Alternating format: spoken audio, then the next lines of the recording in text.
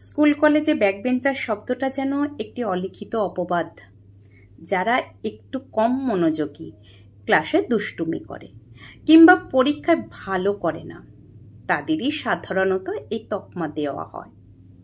শিক্ষকদের চোখেও এই ছাত্ররা হয়ে ওঠে সবচেয়ে অবাধ্য, সবচেয়ে অমনোযোগী। ফলে তাদের প্রতি মনোযোগও কমে যায়। তবে এই ধাঁচা ভাঙতে শুরু করেছে ভারতের কেরালা রাজ্য। এক মালায়ালাম সিনেমার প্রভাব এতটাই গভীর হয়েছে যে তা বদলে দিচ্ছে শ্রেণীকক্ষের পুরো কাঠামো। সিনেমাটার নাম স্থানার্থী শ্রীকুট্টন। পরিচালক বিনেশ বিশ্বনাথনের প্রথম ছবি এটি।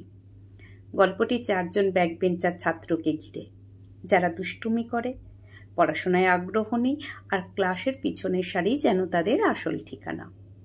তবে সিনেমার ক্লাইম্যাক্স এমন এক বার্তা দেয় যা কেবল দর্শকের হৃদয় ছুঁয়ে যায় না, কেরালা শিক্ষা ব্যবস্থাকে নেড়ে দেয়।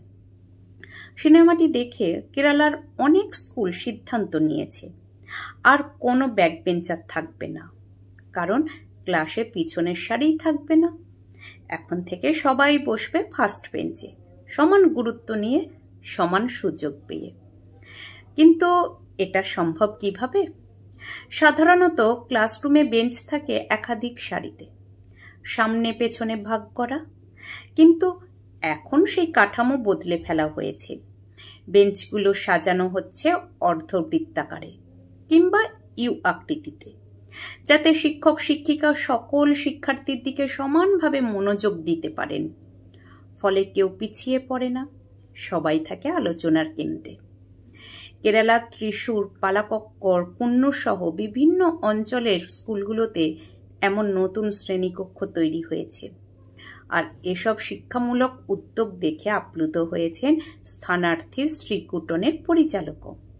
তিনি ছবির সাফল্য নয়, সমাজে এই পরিবর্তন কি দেখেছেন প্রকৃত পুরস্কার হিসাবে। এই উদ্যোগ প্রমাণ করে ছোট্ট একটি গল্প বদলে দিতে পারে একটি প্রজন্মের ভবিষ্যৎ।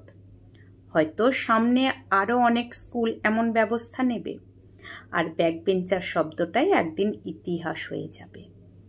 কারণ প্রতিটি শিক্ষার্থী যে প্রথম সারির, তা বুঝিয়ে দিতে পারাটাই তো প্রকৃত শিক্ষা। এই লেখাটা খুব ফেসবুকে ভাইরাল হয়েছে, তাই লেখাটা ভাবলাম না আমি কণ্ঠ দিই, সেই জন্য লেখাটা কণ্ঠ দিলাম।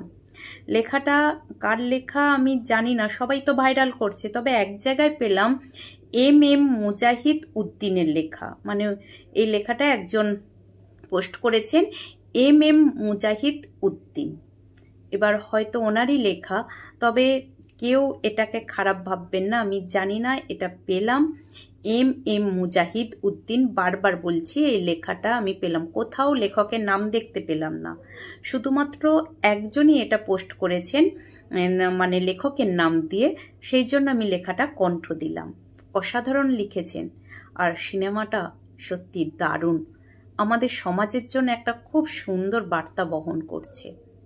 এই রকম সিনেমা ভবিষ্যতে যেন আরও দেখতে পাই, এই অপেক্ষায় রইলাম।